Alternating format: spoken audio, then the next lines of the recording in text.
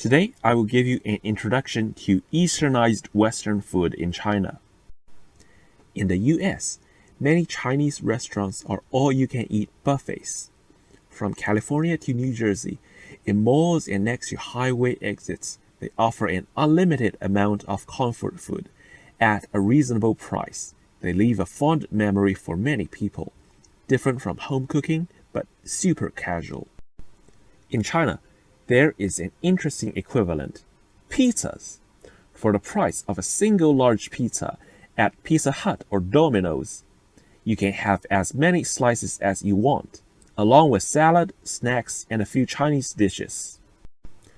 There are two major brands of pizza buffets, Argus and Big Pizza.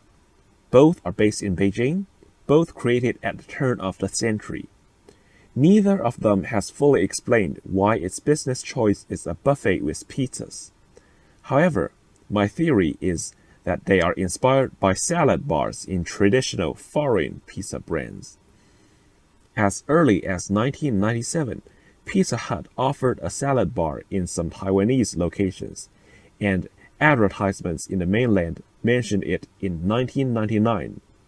Another one, Mr. Pizza from Korea, entered China in 2000, also offering a salad bar.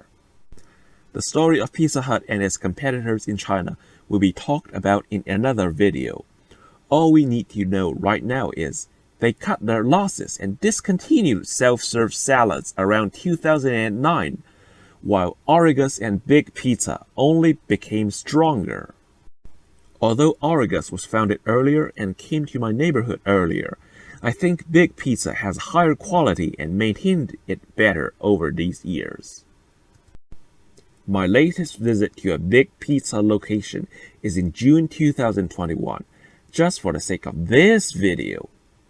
Because the restaurant is quite packed during dinner, most photos I have are from my own table. Here are some pictures provided by their official website and some publicly available reviews, so you can get an idea what the place looks like. Now, my first helping. On the right, we have a classic pepperoni pizza. The quality is decent, like what you can expect from any American pizzeria.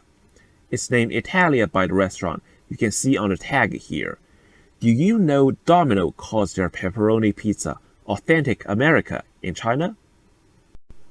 The green one is a seasonal item. Tuna flakes with sesame, cherry tomato, seaweed, and Sichuan peppercorn. There might be wasabi mayo, but it's very light. They didn't use much tuna, so it tastes like a bunch of seasonings without any substance. I've basically sworn off tuna for more than 2 years because of ecological concerns, so not coming back for this one. Chunks of toasted or smoked salmon could have worked better, though. If you don't like canned pineapples on pizza, sit tight. We are going deeper into sweet pizza territory. This one with no obvious toppings is their durian pizza. I couldn't find any real durian chunks under the cheese. Seems like they just used a flavored sauce.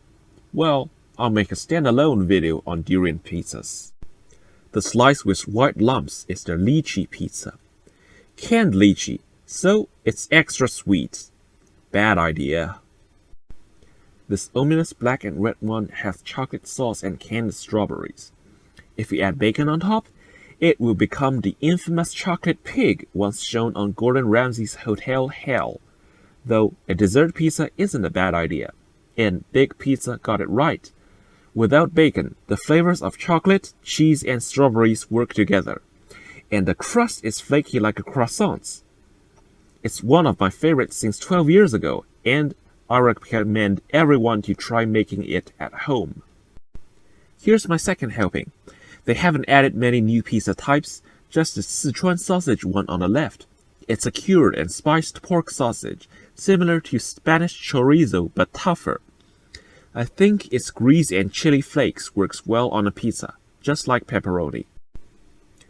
They didn't make a meatball pizza today, but they have this stew or goulash. It's like the IKEA meatball. Should be a mix between pork and beef. It's boiled instead of pan-baked. Tastes just fine with vegetables and marinara-based sauce. On to the third helping. The crayfish pizza has been their summer attraction every year, so here I got 2 slices with ketchup and honey mustard. Both sauces are sweeter than I expected. They probably came from a wholesaler. There's also potato gratin. It has the same type of cheese on pizzas and same mushrooms in the mushroom soup. About the soup, it's watery and starchy. So, just like Pizza Hut's soup, some chicken. The crayfish on the pizza are partially dehydrated from being frozen, so they shrunk tiny when cooked. These pizzas also have cod surimi sausages too, as padding. It's seasoned with Chinese 13 spices, which would work better if the crayfish were fresher and bigger. How's the pizza base? I can safely say it's above average. They took a page from American pizza brands and dusted the underside of the dough with corn flour. It's a rare practice in China, and I didn't see this happen the last time I was here in 2018. So, there's some progress in improving the base. This little croissant on the side is made from pizza dough too. It has some cocoa powder inside, though not very memorable. It's very dry. Don't bother with it when you have pizza edges. Sadly, the pizzas are refilled or replaced less often now compared to before. There used to be more variation too, well over a dozen each time, and they advertise about having 30 to 40 variations in total. For example, there was once a pizza called the cheese stick, with only cheese and garlic sauce on top. It was a favorite for many people, including me. There are only 2 more types of pizza today. I tried neither of them because, well, see for yourself. This one has mixed canned fruit for little kids who always want more sweets. It also shares the thin, flaky crust with the chocolate strawberry one. And this one? Dessert pizzas are thriving in China. Popcorn and chocolate syrup on regular pizza dough. It's kind of glazed popcorn you often see in supermarkets. In my opinion, starch on top of starch is just lazy for a restaurant item. If you're John Scalzi and or you're cooking at home, fine, not for selling. In my next video, I'll cover the rest of Big Pizza's items. Thank you for watching.